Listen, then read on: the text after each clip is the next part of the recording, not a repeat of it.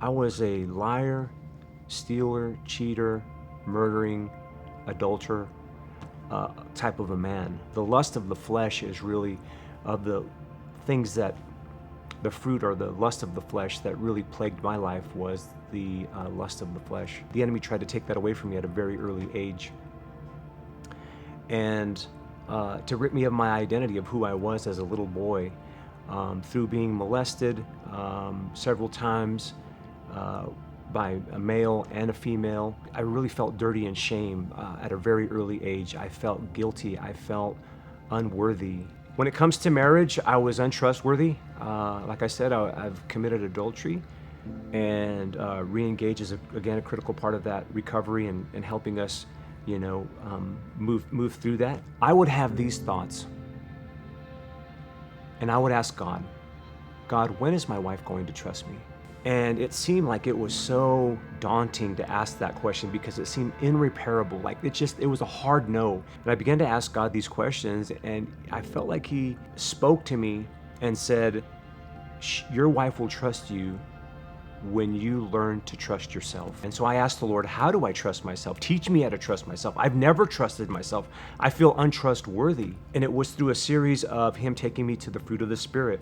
And the fruit of the Spirit is what changed. The Holy Spirit used the fruit of the Spirit to change and transform my life, because I began to put in these, what I call gauges of the fruit of the Spirit. They're my spiritual dashboard that I look down on, and I think when I'm being mean and ugly, I look at my gauges, and that gauge is running hot, so I need to choose a fruit of the Spirit. For a guy that was out of control most of his life, when the fruit of the Spirit, I read that it gives me self-control.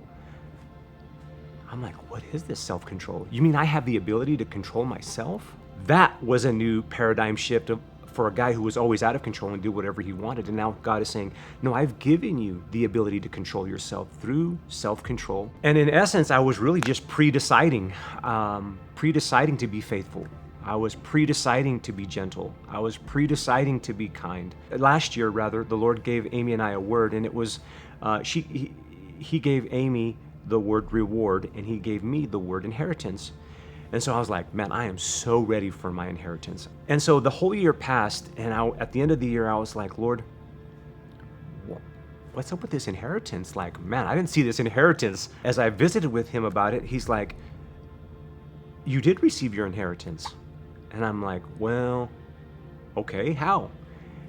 And He said, I've been working patience in you, and I've been flushing this out inside of you so that you could steward what I'm about to give you in a physical inheritance. But I needed to give you your spiritual inheritance.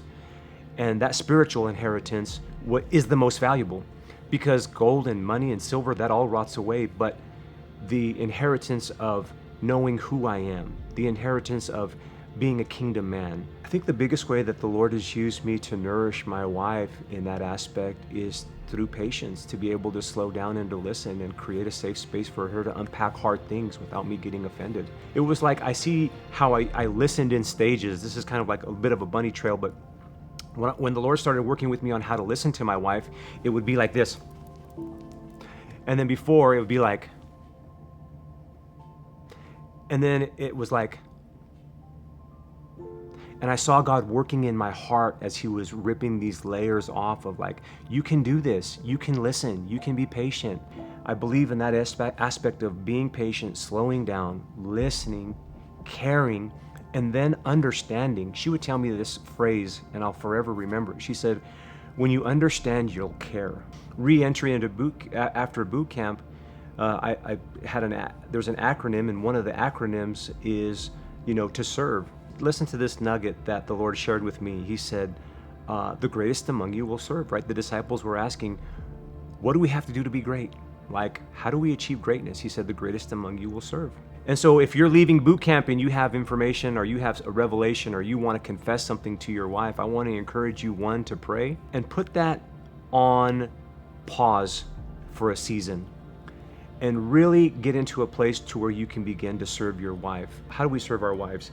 I think the biggest way, and I call this washing my wife's feet. And I'm like, okay, well, how do you want me to wash her feet? And so I asked that question, and he didn't answer it right away. Well, I come home and there's this huge pile of dishes in the sink. And the Lord goes, right there. I want you to wash her feet right there. And this rush of Holy Spirit came over me, and I began to wash these dishes